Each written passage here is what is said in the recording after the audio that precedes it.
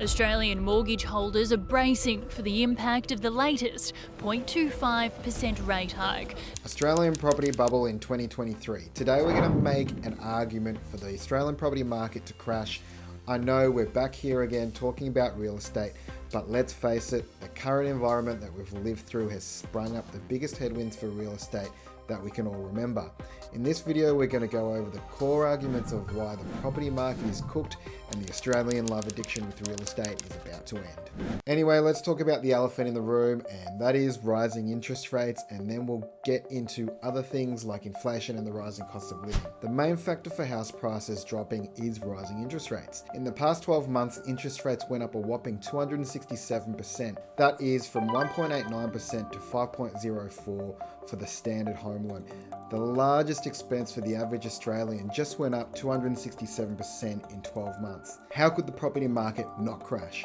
By the way, this is the biggest predicament for the Reserve Bank of Australia.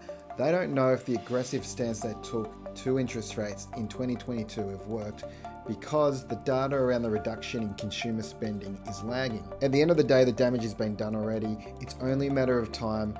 The data around Aussies having all of these savings, in my opinion, is overcooked. Plenty of people had plenty of cash after the COVID handouts, but I can take a good guess and say that's disappearing fast. There are a large amount of Australians living week to week. If the major expense of a household goes up 267%, then where do they reduce their spending?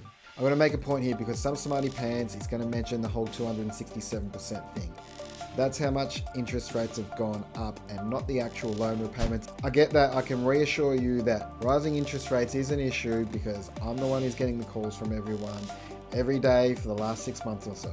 I could argue this for a while. Eventually there comes a point where a certain amount of people cannot afford the debt burden and have to sell their properties. There then becomes a point where the property market has too much supply and not enough demand, and prices eventually start falling. It's pretty simple. Check out this report. It shows the percentage of people per income bracket that are living week to week. First off, I don't know who's earning over 200 grand a year and are living week to week. If that's you, you should take a good hard look at yourself. Anyway, the data here is actually from 2021. This is before the 267% increase in home loan interest rates. This is before we started getting all of this inflation. The argument here is the same. People will be forced to put their properties on the market because they need the extra cash to get by. And let's face it, if you've owned a property for more than 5 years, you've probably got a fair bit of equity. If the inflation data from January is anything to go by, then at best these rates are going to remain at a steady position.